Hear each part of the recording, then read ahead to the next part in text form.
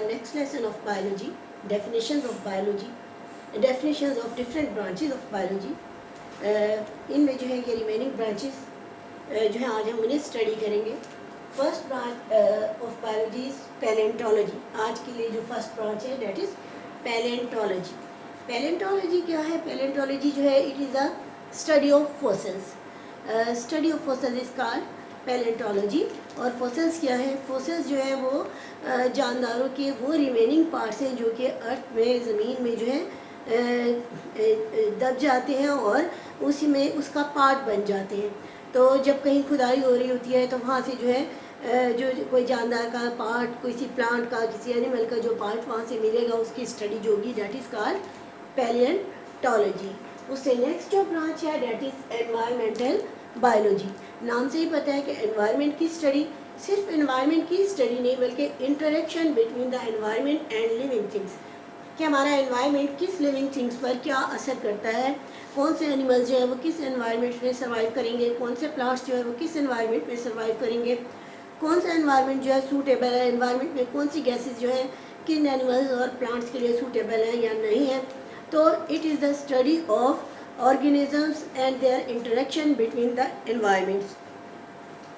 तो एनवायरनमेंट और उनके जो है effects on living organisms will come in environmental biology.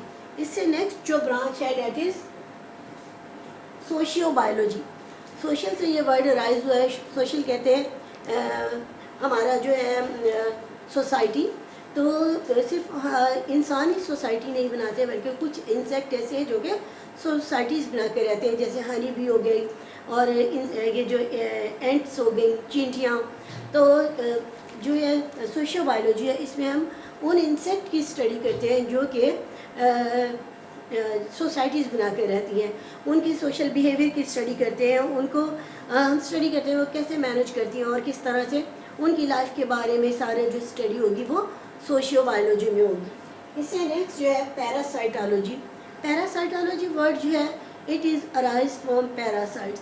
और पैरासाइट्स क्या होते हैं? पैरासाइट्स को उर्दू में तफीलिया कहते हैं. एक्चुअली पैरासाइट्स वो ऑर्गेनिजम्स हैं जो कि अपनी फूड खुद नहीं बनाते बल्कि वो दूसरे पर डिपेंड करते हैं. सिर्फ इतना ही नहीं कि उस पर डिपेंड करें बल्कि उसके लिए हार्मफुल भी होते हैं. इट मीन्स कि वो कहते हैं कि ये वो जानवर हैं कि जहाँ से फूड लेते हैं उसी को ही किल कर रहे होते हैं. पैरासाइट्स जो है ये माइक्रोस्कोपिक भी हो सकते हैं और we can see them by naked आई.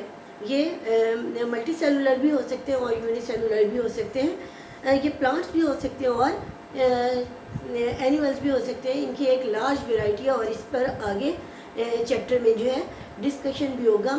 तो यहाँ पर आपने बस ये याद करना है कि the study of parasite is called parasitology and what are parasites. Block यहाँ पर दिए हुए ब्लॉक्स में लिखा हुआ है, बताया हुआ है कि पैरासाइट्स जो हैं वो ऑर्गेनिजम्स हैं जो कि शेल्टर और फूड जो है वो अपने किसी लिविंग ऑर्गेनिज्म से लेता है और उसको उनका जो है वो उनसे लेता है और रिटर्न में उनको उनके लिए हार्मफुल भी है और वो खुद उनके लिए एक जो है वो उनका होस्ट बन जाता है. यानी जिनसे वो ले रहे हैं वो लिविंग ऑर्गेनिज्म से फूड, वो उनका होस्ट है और लेकिन रिटर्न में उनके लिए हार्मफुल ही है. पैरासाइटोलॉजी ये हो गया. Sorry, biotechnology. Biotechnology, bio and technology. The use of biological method, the use of technology in the biological method will comes in biotechnology. जो हम घरों में बहुत सारे काम हम कर रहे होते हैं, जैसे कि पिकल्स बनाती हैं आपकी मम्मा, अचार डालती हैं, जैम्स, जेलीज एंड मार्मलेड आप लोगों के लिए बना लेती हैं, स्क्वैशेस बना लेती हैं. लेकिन यह सारा काम जो है होम लेवल पर वो कर रही होती हैं. लेकिन अगर इसी काम को कमर्शियली करते हैं, टेक्नोलॉजी यूज़ करते हैं, मशीनरी अप्लाई करते हैं, तो फिर ये जो है बायोटेक्नोलॉजी में आ जाएगा. जैसे योगर्ट जो आपकी मम्मा घर में भी बना लेती हैं, लेकिन ये जो नेस्ले का योगर्ट है या मिल्क पैक का योगर्ट है उसमें वो टेक्नोलॉजी अप्लाई करते हैं, उसकी लाइफ को जो है बढ़ा देते हैं. वो आप 1 वीक यूज़ कर सकते हैं पैकेट में पड़ा हुआ, उसके ऊपर डेट लिखी हुई होती है कि इसको इतने दिन तक यूज़ कर सकते हैं. इट मीन्स उसका शेल्फ लाइफ बढ़ जाती है और वो बल्कि बहुत ज़्यादा क्वांटिटी में उसे प्रिपेयर करते हैं. तो जब कोई चीज़ हमें ज़्यादा क्वांटिटी में प्रिपेयर करनी है तो वो कमर्शियली प्रिपेयर्ड होगी. और कमर्शियली जब आप कमर्शियली उसे बनाएंगे तो उसमें आप टेक्नोलॉजी अप्लाई करेंगे।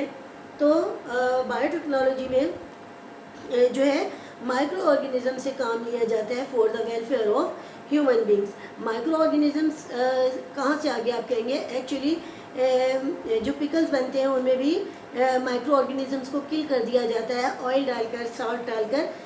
तो इसी तरह जो जूसेस हैं वो कन्वर्ट हो जाते हैं सिरके में और विनेगर में, और उनको माइक्रो ऑर्गेनिज्म कन्वर्ट करता है। माइक्रो ऑर्गेनिजम्स जो है हमारी लाइफ में बहुत इंपॉर्टेंट है। ये सिर्फ हमें नुकसान ही नहीं पहुंचाते बल्कि बहुत सारे बेनिफिशियल भी हमारे लिए। जैसे मिल्क को योगर्ट में कन्वर्ट करने के लिए माइक्रो ऑर्गेनिजम्स ही होते हैं, बैक्टीरिया ही होते हैं जो मिल्क को योगर्ट में कन्वर्ट कर देते हैं। तो माइक्रो ऑर्गेनिज्म से ह्यूमन बींग्स की वेलफेयर के लिए जो काम लिया जाएगा डैट इज़ बायोटेक्नोलॉजी, जिसको फिर हम जो है वास्ट पैमाने पर जो है उसे अप्लाई करेंगे। जी, नेक्स्ट ब्रांच जो है that is immunology. Immunology name से ही पता है इम्यून सिस्टम से ये अराइज हुआ है। इम्यून सिस्टम जो है हमारा ये वो सिस्टम है जो कि बाहर से एंटर होने वाले माइक्रो ऑर्गेनिजम्स को, ऐसे micro organism which are harmful for us, उनको ऑटोमेटिकली किल कर देता है। बहुत हमारे हम जो है हवा के ज़रिए, पानी के ज़रिए, फूड के ज़रिए हर वक्त जो है हमारी बॉडी में माइक्रो ऑर्गेनिज्म एंटर हो रहे होते हैं, लेकिन हम हर वक्त बीमार नहीं हो रहे होते। एक्चुअली हमारे जो इम्यून सिस्टम है वो उन माइक्रो ऑर्गेनिजम्स को किल कर देता है।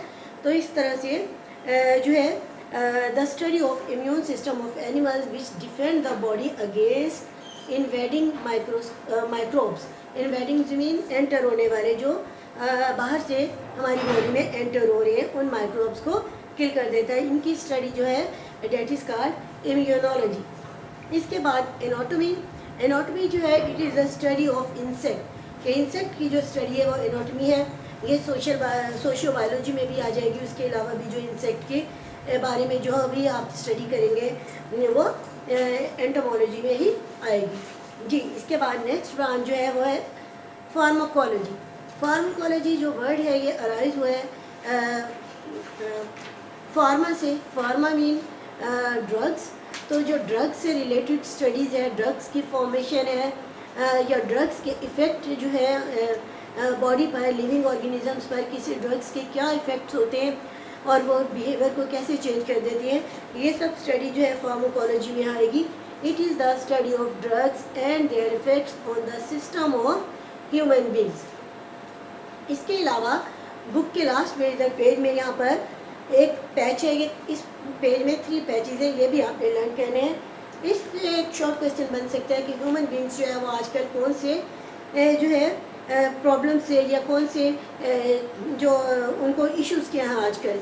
तो ह्यूमन बींग्स जो है सबसे ज़्यादा इश्यूज़ जो आजकल उन्हें फेस करने पड़े हैं, इन्फेक्शियस डिजीज़ हैं, ह्यूमन पॉपुलेशन ग्रोथ है, एडिक्टिव ड्रग्स हैं एंड पोल्यूशंस हैं। ये सारे मेजर प्रॉब्लम्स हैं जो ह्यूमन बींग्स जो है वो आजकल फेस कर रहा है और इन्हें सॉल्व करने की कोशिश कर रहा है। बेटा आपने इन सबको अच्छी तरह से लर्न करना है और इसे लर्न करें आप अच्छी तरह। फिर उसके बाद जो है मैं आपको टेस्ट की डेट भी दूंगी और बताऊंगी कौन कौन से टेस्ट है, क्या है। डेली का काम आप डेली कर लेंगे, it will be better for you.